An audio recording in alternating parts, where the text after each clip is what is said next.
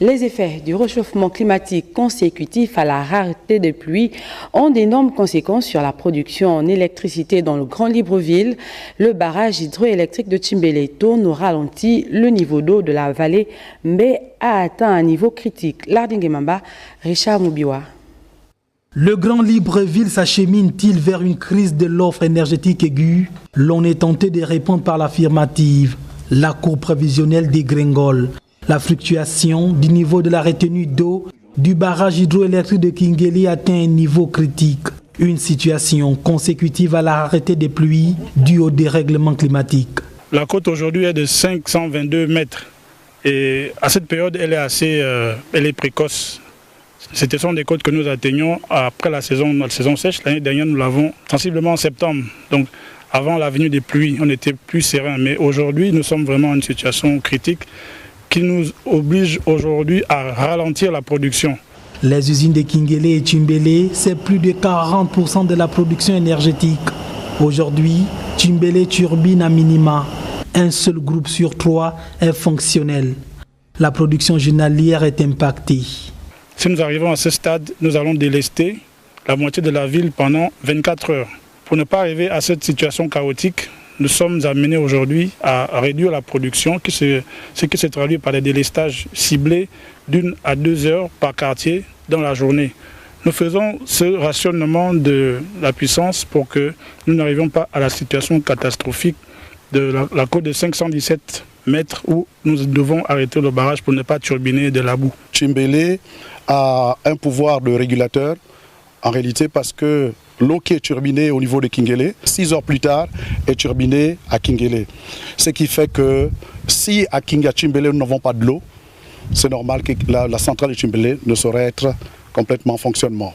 La baisse significative du niveau d'eau de la vallée Ngbeng occasionne une gêne prépondérante de la desserte en électricité, résultante de délestages intempestifs observés dans les quartiers de Libreville. L'Union sacrée des populations est donc très sollicitée. Et cette situation très inquiétante met les équipes de la SEG à rude épreuve afin d'éviter la gêne chez la clientèle.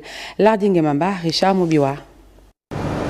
Délestage ciblé, sobriété énergétique, la baisse du niveau d'eau du barrage hydroélectrique de Tchimbélé impose aux populations et aux agents de la Société d'énergie et d'eau du Gabon à se réinventer.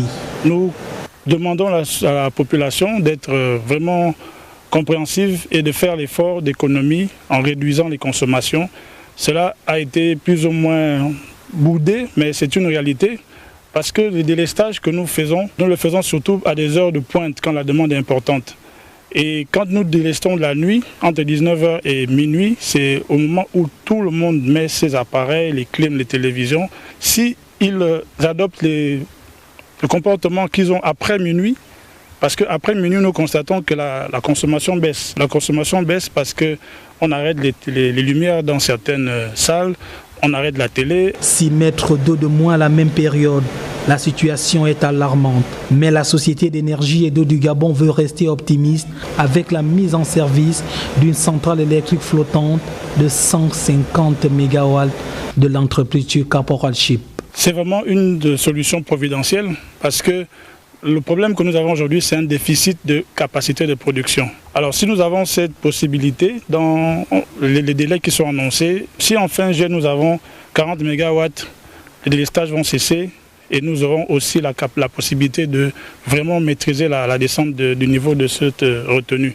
Après 1 mois et demi, nous aurons cette bouffée, ce coussin d'air là qui nous permet d'arrêter les barrages. Si ce bateau n'arrive pas, nous allons poursuivre le délestage jusqu'en août. Plusieurs agents de la Société d'énergie et d'eau du Gabon ont été mobilisés afin de minimiser la gêne que cette situation pourrait causer. Un comité de crise et de veille surveille l'évolution de la situation.